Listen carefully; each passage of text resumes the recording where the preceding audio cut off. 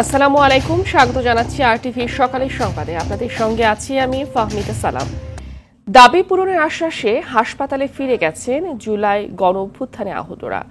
রাতে হেয়ার রোডে প্রধান উপদেষ্টার বাসভবন যমুনার সামনে পুনর্বাসন ক্ষতিপূরণের দাবিতে আহতরা অবস্থান নিলে সেখানে বৈষম্য বিরোধী ছাত্র আন্দোলনের আহ্বায়ক হাসনাত আবদুল্লাহ তাদের আশ্বস্ত করে বলেন, আহতদের দাবি অন্য কোনো সরকার নয়, অন্তর্বর্তী সরকারই পূরণ করবে, তাই হতাশ হওয়ার কারণ নেই।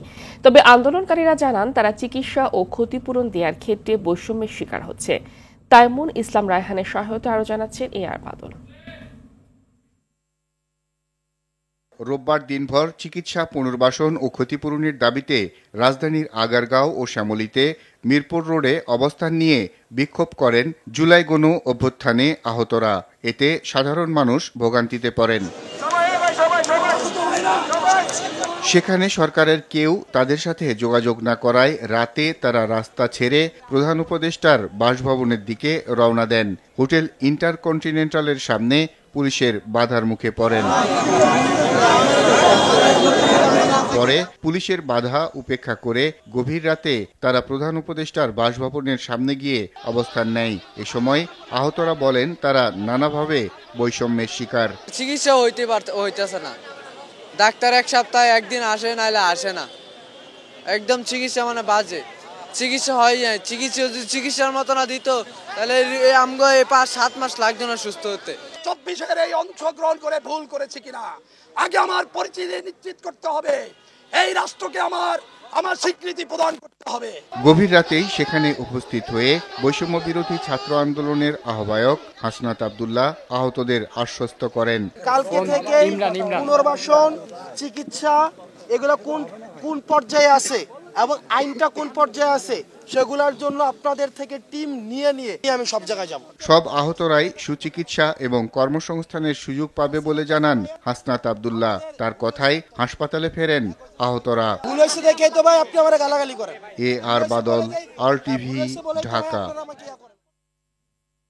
শিক্ষাবর্ষের 1 মাস শেষ হলেও এখনও অর্ধেক শিক্ষার্থীর হাতে পাঠ্য বই পৌঁছায়নি।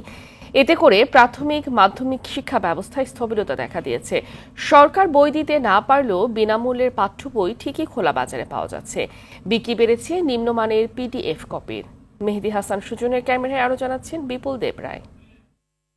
কারণ আগে গিয়ে প্রথম দিনেই বই পাওয়া হতো, এবার পাওয়া হয়নি, তো একটু আজব লাগছে।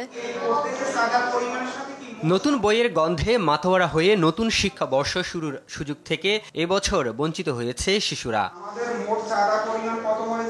শিক্ষাবর্ষের 1 মাস পার হলেও নানা প্রতিবন্ধকতায় প্রাথমিক মাধ্যমিকের অর্ধেক শিক্ষার্থীর হাতে বোর্ডের বই পৌঁছানো সম্ভব হয়নি। বইটা খুলে দেখি, একটু আনন্দ করি, বইটা নেওয়া মজা হয়েছে। এবছর যেরকম বইটা পাচ্ছি না, এরকম একটা কষ্টের ব্যাপার। আমাদের ক্লাসে বই না থাকাতে একটু ক্ষতি হচ্ছে আর কি। আমাদের এক্সামও সামনে স্টার্ট হবে, তাই বইটা ফেব্রুয়ারির মধ্যে আমরা যদি পাই তাহলে অনেক সুবিধা হয়। বিনামূল্যের বই শিক্ষা প্রতিষ্ঠানে না পৌঁছালেও তা পাওয়া যাচ্ছে খোলা বাজারে। পিডিএফ কপি থেকে ছাপানো নিম্নমানের বই বিক্রি হচ্ছে চড়া দামে। বাচ্চাদের চাহিদার কারণে এরা এসে বলে যে আমাদের পিডিএফ থেকে বই নিতে বলছে, পিডিএফ করে দেন। তো আমরা সেক্ষেত্রে পিডিএফ করে যে প্রিন্ট করে এদেরকে বই দিচ্ছি। ম্যাজিস্ট্রেট আসছিল 2-3 বার আসছে, রেট দিছে, বলছে যে আপনারা এগুলো বিক্রি করেন না, ঠিক আছে, আমাদের অ্যালার্ট করে দিছে।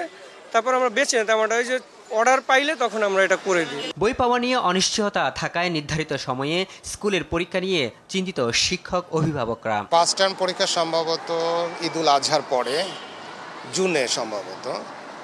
সেই ক্ষেত্রে স্টুডেন্টরা যদি বই না পেয়ে থাকে তাহলে আমার মনে হয় যে হয়তো 15 দিন পরে পরীক্ষা শুরু করা লাগবে। যদি জুনে হাফ ইয়ারলি পরীক্ষা শিডিউল হয়ে যায় আর এর মধ্যে যদি ফেব্রুয়ারিতে বাচ্চারা সকল বই না পায়, সেক্ষেত্রে তাদের প্রস্তুতি নেওয়া তো দুরূহ হবে, কষ্টকর হবে। শিক্ষকরা বলছে যে পিডিএফ ফাইল থেকে, ইন্টারনেট থেকে বই সংগ্রহ করার জন্য। তো এখন ইন্টারনেট থেকে যারা শহরে আছে বা আমার ছেলে হয়তো বা ইন্টারনেট সম্পর্কে জানে বা আমরা নাই, সেটা সংগ্রহ করলাম, কিন্তু গ্রামের প্রান্তিক পর্যায়ে সেইগুলোতে তারা কিভাবে সংগ্রহ করবে, এটা তো খুব একটা কস্টলি বিষয় এবং আর্থিক বিষয় আছে, সবার পক্ষে সেটা সম্ভব না। এনসিটিভির চেয়ারম্যান রিয়াজুল হাসান এই অবস্থার দায় ছাপাখানাগুলোর উপর চাপান। প্রতিদিন 116টা প্রিন্টার 1,42,00,000 বই প্রস্তুত করতে পারে, কিন্তু বাস্তবে আমরা দেখলাম সর্বোচ্চ 48,48,000 বই 116টা প্রেস থেকে আমরা পাচ্ছি।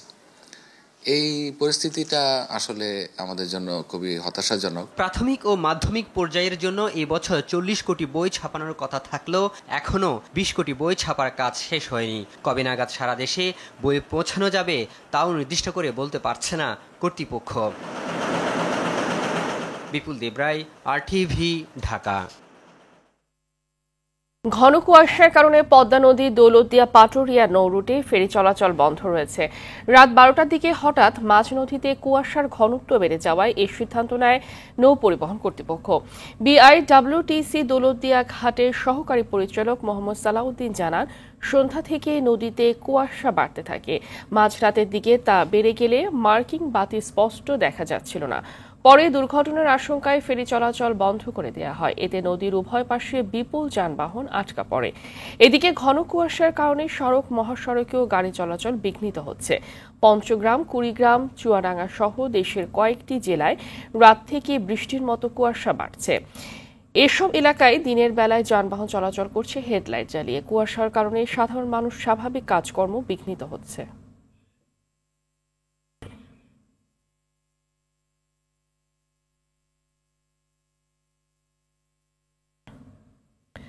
দর্শক, এ বিষয়ে আরো জানাতে রাজবাড়ী থেকে সরাসরি যোগ দিচ্ছেন সহকর্মী মোহাম্মদ মনিরুজ্জামান, ফেরি চলাচল বন্ধ থাকায় ঘাটে কি অবস্থা বিরাজ করছে, আর স্বাভাবিক হওয়ার বিষয়ে কর্তৃপক্ষ কি বলছে?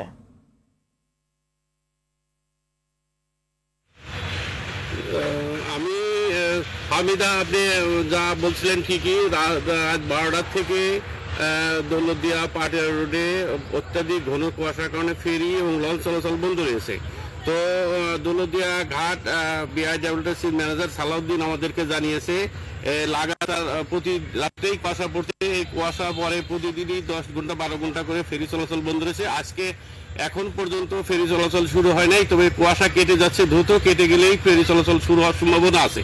এদিকে ফেরি চলাচল কুয়াশার কারণে দৌলতদিয়া ঘাটে 5টি এবং মাছ নদীতে আরো 5টি ফেরি লোড করে নঙ্গ পেরে বসে আছে।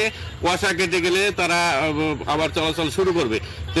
এই রেগুলার ফেরি বন্ধ থাকার কারণে এই অঞ্চলের নদী পারের যারা নদী পার হয়ে ফেরিতে যাত্রীরা, যারা যাত্রীবাহী বাসে যারা যাচ্ছেন, তাদেরকে প্রতিনিয়তই দুর্ভোগের শিকার হচ্ছে। একই সাথে যাত্রী এবং ঘাট সংশ্লিষ্ট যারা আছে তাদের প্রত্যেকেরই মোটামুটি ঘাটে কুয়াশার কারণে চলাচলে রেগুলারই সমস্যা হচ্ছে। তারা রেগুলারই ফেরি বন্ধ থাকার কারণে নিয়মিতই দুর্ভোগ পোহাতে হচ্ছে।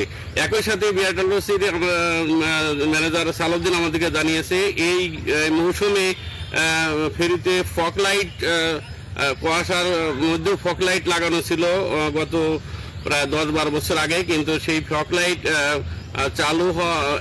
চালু হওয়ার পরের দিন থেকেই বন্ধ রয়েছে, যার কারণে সন্ধ্যার পরেও কুয়াশায় ফেরি চলাচল থাকে না, তো চালু করতে পারে না। এখন পর্যন্ত যে সমস্যাটা আছে, তবে ঘাটের কুয়াশা, নদীতে কুয়াশা কেটে যাওয়ার দৃশ্য দেখা যাচ্ছে। কেটে গেলেই হয়তো যে কোনো সময় ফেরি চালু হতে পারে। এবং ধন্যবাদ আপনাকে। আজ থেকে শুরু হয়েছে বিশ্ব ইজতেমার প্রথম পর্বের দ্বিতীয় ধাপ। ফজর নামাজের পর আহ্বানের মধ্য দিয়ে ইজতেমার আনুষ্ঠানিকতা শুরু হয়েছে। গতকাল থেকেই খিত্তার জিম্মাদার ও তাবলিগ সাথীরা ময়দানে আসতে শুরু করেছে। সকালেও আসছে দূর দূরান্তের সাথীরা। সকাল থেকে ভারতের মাওলানা আহমেদ হোসাইন বয়ান করেছে। এ ধাপে টাঙ্গাইল, মানিকগঞ্জ, সিরাজগঞ্জ, মেহেরপুর, নরসিংদী, জামালপুর সহ 22টি জেলার সাথীরা অংশ নিয়েছে।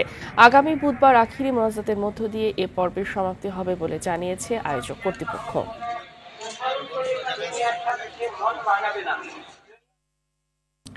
ইজতেমা ময়দানের সর্বশেষ অবস্থা জানাতে টঙ্গী থেকে সরাসরি যোগ দিচ্ছেন সহকর্মী তরিকুল ইসলাম তারেক। দ্বিতীয় ধাপের ইজতেমার মুসল্লিদের আগমন কেমন দেখছেন, আর এই বিষয়ে কি তথ্য আছে আপনার কাছে?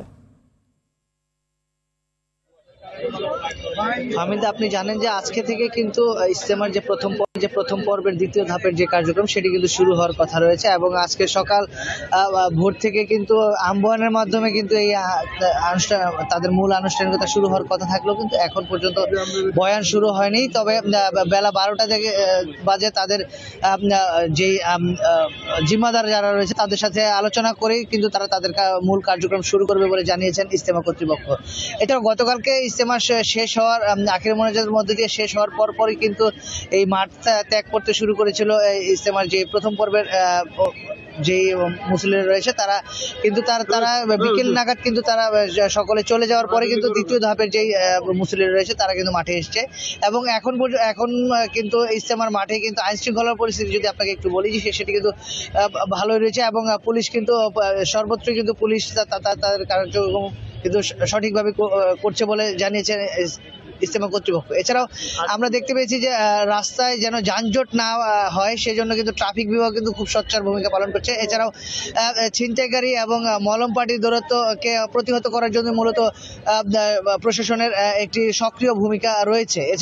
এছাড়াও গতকালকে একটি ড্রোন ভূপাতিত হওয়ার ঘটনায় কিন্তু বেশ কয়েকজন আহত হওয়ার ঘটনা আমরা জানতে পেরেছিলাম। কিন্তু তবে এছাড়াও কিন্তু এদিক থেকে অন্যদিক থেকে কিন্তু সবকিছু কিন্তু স্বাভাবিক রয়েছে বলে জানিয়েছেন ইজতেমা কর্তৃপক্ষ এবং প্রশাসন।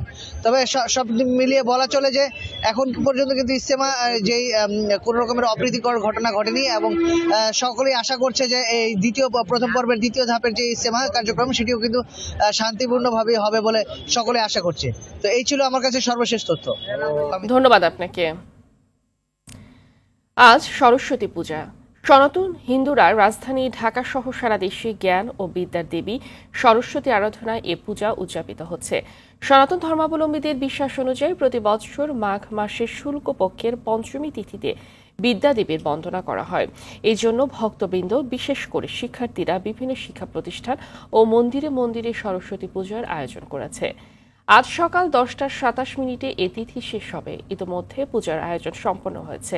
ঢাকার বিভিন্ন মন্দির ও শিক্ষা প্রতিষ্ঠানে পূজার আয়োজন হলেও সরস্বতী পূজার প্রধান কেন্দ্র হয়ে ওঠে ঢাকা বিশ্ববিদ্যালয়ের জগন্নাথ হল মাঠ।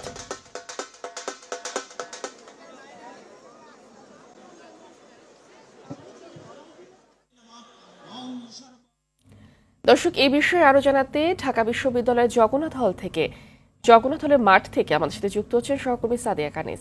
সাদিয়া, পূজার আনুষ্ঠানিকতা কেমন দেখছেন? ভক্তরা কি বলছেন? পূজার আনুষ্ঠানিকতা সম্পর্কে জানাবেন।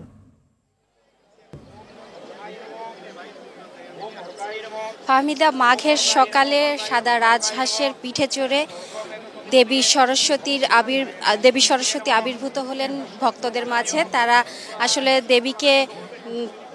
দেবীর প্রার্থনায় কিন্তু কোনো রকম কমতি রাখেননি যারা ভক্তরা আছেন, বিশেষ করে শিক্ষার্থী যারা আছেন। আমি এই মুহূর্তে ঢাকা বিশ্ববিদ্যালয়ের জগন্নাথ হলের মাঠে রয়েছি। এখানে কিন্তু আপনি জানেন প্রত্যেক বছরই আলাদা আলাদা বিভাগের শিক্ষার্থীরা আলাদা আলাদাভাবে মণ্ডপ করে দেবী সরস্বতীর পূজা দেন এবং আপনি জানেন যে দেবী সরস্বতী যেহেতু বিদ্যার দেবী, জ্ঞানের দেবী, কলার দেবী, সেই জায়গা থেকে কিন্তু শিক্ষার্থীরাই বেশি করে দেবী সরস্বতীর পূজা করে থাকেন এবং অন্যান্যরাও করেন, তবে দেবীর সরস্বতীর পূজা কিন্তু শিক্ষার্থীরাই বেশি করেন।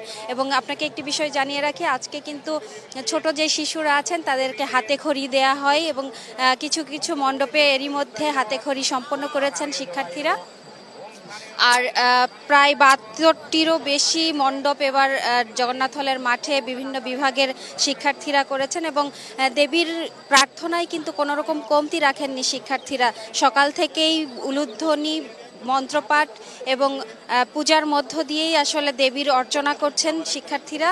আমরা দেখতেই পাচ্ছি যে সাজ একটি রব এখানে মণ্ডপগুলোতে এবং শিক্ষার্থীরা তাদের দেবীর কাছে আসলে প্রার্থনা জানাচ্ছেন যে তারা যেন পড়াশোনায় ভালো করতে পারেন এবং পরীক্ষার ফল যেন তাদের ভালো হয়, এমনই প্রার্থনা জানাচ্ছেন। এবং শুধু জ্ঞানার্জনই নয়, দেবীর কাছে তারা আসলে প্রার্থনা জানাচ্ছেন একটি সাম্যের দেশ যেন তারা গঠন করতে পারেন। সবার সমন্বিত প্রচেষ্টায় একটি সুন্দর বাংলাদেশের প্রত্যাশায় আসলে শিক্ষার্থীরা করছেন। আমাদেরকে জানিয়েছেন যে যেহেতু দেবী সরস্বতী জ্ঞানের দেবী, তাদের মাঝে যেন জ্ঞান ছড়িয়ে দেন এবং তারা আসলে বিশ্বাস করেন যে দেবী সরস্বতী তুষ্ট হলেই তাদের মধ্যে জ্ঞান ছড়িয়ে যাবে এবং অজ্ঞানতার অন্ধকার যেন কাটিয়ে সবাই যেন জ্ঞানের আলোয় উদ্ভাসিত হন, এমনটি আসলে প্রার্থনা জানাচ্ছেন শিক্ষার্থীরা। বিভিন্ন বিভাগের বিভিন্ন এক একটি মণ্ডপের আলাদা আলাদা ধাঁচের করে কিন্তু আলাদা আলাদা বুননে আলাদা আলাদা ভাবে কিন্তু প্রত্যেকটি মণ্ডপে দেবী সরস্বতী স্থান পেয়েছে। আমরা দেখতেই পাচ্ছি রাজহাঁসের পিঠে চড়ে হাতে বীণা নিয়ে কিন্তু দেবী সরস্বতী আবির্ভূত হয়েছেন এবং দেবীকে কিন্তু পূজা জানাতে দেবীর প্রার্থনায় কিন্তু কোনো রকম কমতি রাখেননি শিক্ষার্থীরা। তারা কিন্তু আলাদা আলাদা মণ্ডপে তাদের নিজেদের মতো করে পূজা করছেন এবং শিক্ষার্থীরাই কিন্তু আসলে এই পূজা করছেন এবং ছোট শিশুদের হাতে খড়ির মাধ্যমে আসলে আজকে সারাদিনই চলবে এই আয়োজন এবং রাতে আসলে আরও বড় আয়োজন থাকবে। এবং আপনি জানেন যে আসলে বিভিন্ন বিভাগের আলাদা আলাদা আসলে মণ্ডপ হলেও চারুকলা বিভাগের সরস্বতীকে ঘিরেই আসলে মূল আকর্ষণ থাকে। তো জগন্নাথ হলের মাঠে আসলে আয়োজনের কমতি নেই। তো এই ছিল আমার কাছে সর্বশেষ। ধন্যবাদ আপনাকে। এদিকে হিন্দু ধর্মাবলম্বীদের সরস্বতী পুজো উপলক্ষে শুভেচ্ছা জানিয়েছেন রাষ্ট্রপতি মোহাম্মদ শাহাবুদ্দিন ও প্রধান উপদেষ্টা ডক্টর মোহাম্মদ ইউনূস।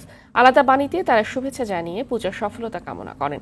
রাষ্ট্রপতি তার বাণীতে অসাম্প্রদায়িক, কল্যাণকর ও উন্নত সমাজ গঠনে দেশের মানুষকে এগিয়ে আসার আহ্বান জানান।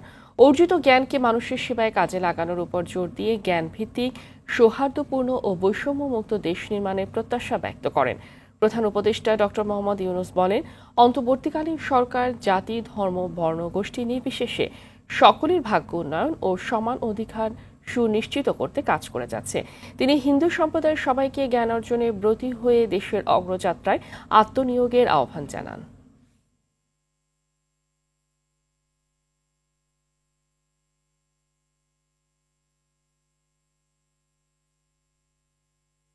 খেজুরের আমদানি কর প্রায় অর্ধেকে নেমে আসায় বাজারে বইছে অনেকটা স্বস্তির হাওয়া। কেজি প্রতি কমেছে দাম। পাইকারি ব্যবসায়ী ও আমদানিকারকরা বলছেন, মধ্যপ্রাচ্য থেকে আমদানি হচ্ছে প্রচুর পরিমাণ খেজুর।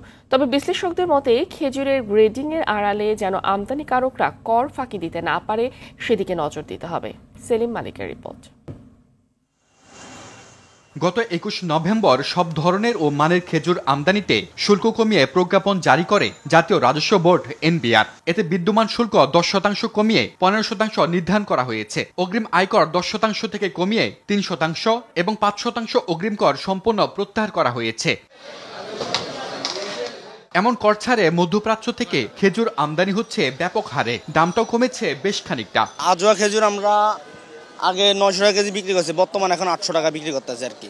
আর এই গ্রেডটা 1200 টাকা বিক্রি করছে, এখন এই গ্রেডটা আছে 1000। খুরমা খেজুর বিক্রি করছে আপনার 250 টাকা, এখন 230 টাকা এরকম বিক্রি করতেছে। সাধারণ মানুষের নাগালের বাইরেও আছে এখনো। রাজধানীর বাদামতলের পাইকারি বাজারে 3 কেজির আজোয়া খেজুরে প্রায় 1500 টাকা কমে বিক্রি হচ্ছে 3000 টাকায়। একই হারে কমেছে মাবরুম, কালমি, শুক্কারি সহ প্রায় সব ধরনের খেজুরের দাম। কলমি আছে যেটা 5 কেজি, এটা আগে 4000 বিক্রি করছি, এখন 3200 বিক্রি করি। খেজুর আছে জাহাজে পড়ছে, কেউ নামাইতেছে, কেউ মানে ভরবে, এরকম ভাবে আছে লাইনে অনেক খেজুর আছে। আমদানিকারকরা বলছেন, গতবারের মতো এবার খেজুর আমদানিতে এলসি খুলতে সমস্যা হচ্ছে না।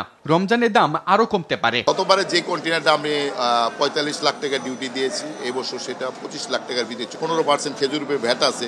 এই ভ্যাটটা যদি উঠিয়ে দিত তাহলে মানুষ খেজুর অনেক সস্তা খেতে পারে। রমজানে আরো কমবে, কারণ এখন তো নতুন মাল পুরাপুরি আসে না। আমদানি যেই পরিমাণ সয়লাভ আছে তাতে রমজানে আলহামদুলিল্লাহ কোনো ঘাটতি হওয়ার কোনো সুযোগ নেই, পর্যাপ্ত পরিমাণ খেজুর আছে। তবে বিশ্লেষকদের মত, গ্রেডিং কারসাজির মাধ্যমে আমদানিকারকদের কর ফাঁকির বিষয়টি নজরদারিতে রাখতে হবে। এক গ্রেডে আনলেন, ঘোষণা দিলেন, ডিক্লারেশন দিলেন, আর একটা গ্রেডে আনছেন কর ফাঁকি দেওয়ার জন্য, আমদানি শুল্ক ফাঁকি দেওয়ার জন্য। এইগুলো একটু তদারকি করলে আমার মনে হয় যে মানে এই জায়গাতে গ্যাপটা হবে না। এদিকে শেরে বাংলা কৃষি বিশ্ববিদ্যালয়ের এই অধ্যাপক জানালেন, দেশে উৎপাদিত খেজুর দিয়েই চাহিদা মেটানো সম্ভব। বাংলাদেশে যেই টেম্পারেচার আছে সেই টেম্পারেচার দেখেছি যে প্রচুর পরিমাণে ফল ধরে এবং ফলগুলোর গুণাগুণ খুব ভালো হয়। পাশাপাশি হচ্ছে যখন রাইপেনিং হয়ে যায় একদম সৌদি আরবের টেস্ট, যার ফলশ্রুতিতে আমি মনে করছি যে বাংলাদেশে যদি আমরা উদ্যোগ নিই যে এই ফসলটাকে জনপ্রিয় করার জন্য, তাহলে কৃষকদেরকে কিছু ট্রেনিংয়ের ব্যবস্থা করতে হবে, টিস্যু কালচার ল্যাবটাকে ভালো করতে হবে, চারা উৎপাদন করে কৃষকদেরকে দিতে হবে, এবং নার্সিং খুব সহজ। সেলিম মালিক, RTV, ঢাকা। বিরামপুরে ট্রেনে ধাক্কায় ট্রাকের হেলপার আরিফ নিহত হয়েছে। এই ঘটনা আহত হয়েছে চালক মাহবুব। গেল মধ্যরাতে হিলি ঘোড়াঘাট রেলপথের বিরামপুর লেভেল ক্রসিংয়ে এই দুর্ঘটনা ঘটে। বিরামপুর থানার উপপরিদর্শক সাজিদুল ইসলাম জানান, ট্রাকটি বিরামপুর থেকে পণ্য নিয়ে ঢাকার দিকে যাচ্ছিল।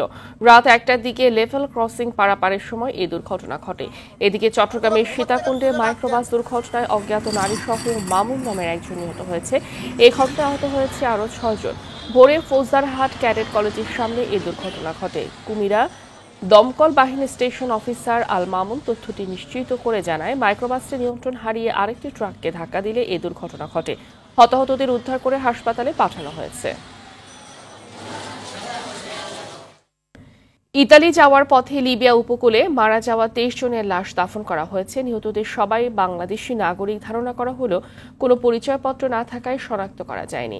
রোববার রাতে ফেসবুক লাইভে এসে লিবিয়ায় নিযুক্ত বাংলাদেশের রাষ্ট্রদূত মেজর জেনারেল আবুল হাসনাত মোহাম্মদ খায়রুল ইসলাম জানান, লিবিয়ার পূর্বাঞ্চলীয় এলাকা থেকে 25 জানুয়ারি রাতে 56 জন অভিবাসী নিয়ে একটি নৌকা সাগর পথে ইতালি রওনা হয়।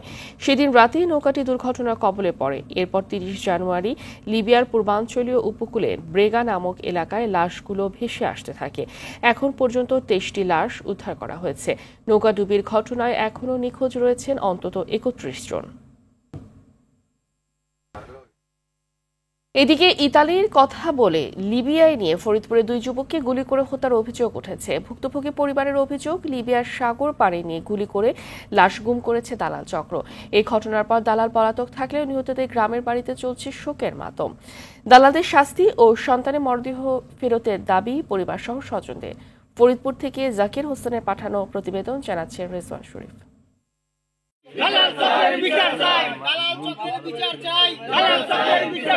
ফরিদপুরের ভাঙ্গা উপজেলার প্রত্যন্ত কুমারখালী গ্রামের যুবক হৃদয় হাওলাদার ও রাসেল হাওলাদার পরিবারের সচ্ছলতা আনতে ইতালি যাওয়ার মনস্থির করে তারা। পরে বাড়ি জমি বন্ধক ও স্বর্ণালংকার বিক্রি করে একই গ্রামের দালাল আনোয়ার মাতাব্বরের হাতে 32 লাখ টাকা তুলে দেয় পরিবার।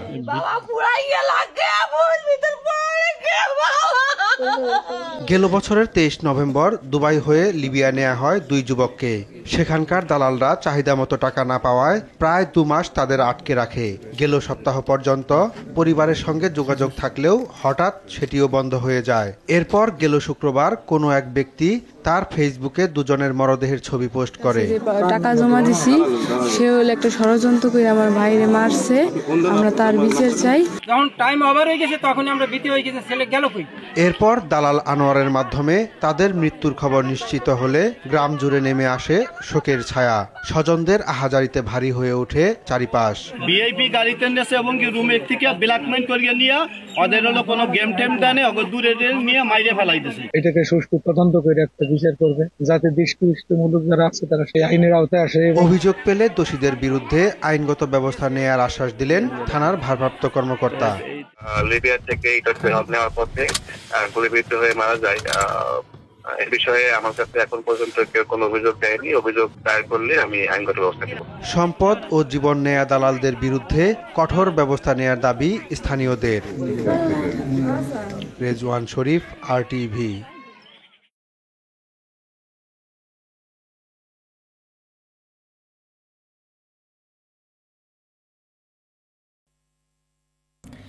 খেলার খবর BPL। বাংলাদেশ প্রিমিয়ার লিগ ক্রিকেটের ফাইনালে ওঠা লড়াইয়ে আজ সন্ধ্যায় মুখোমুখি হবে ফরচুন বরিশাল ও চিটাং কিংস। মিরপুর শেরে বাংলা ক্রিকেট স্টেডিয়ামে ম্যাচ শুরু সন্ধ্যা 6:30টায়। অপরদিকে দিনের প্রথম ম্যাচে এলিমিনেটর রাউন্ডে রংপুর রাইডার্সের বিপক্ষে লড়বে খুলনা টাইগার্স। ম্যাচটি শুরু হবে দুপুর 1:30টায়।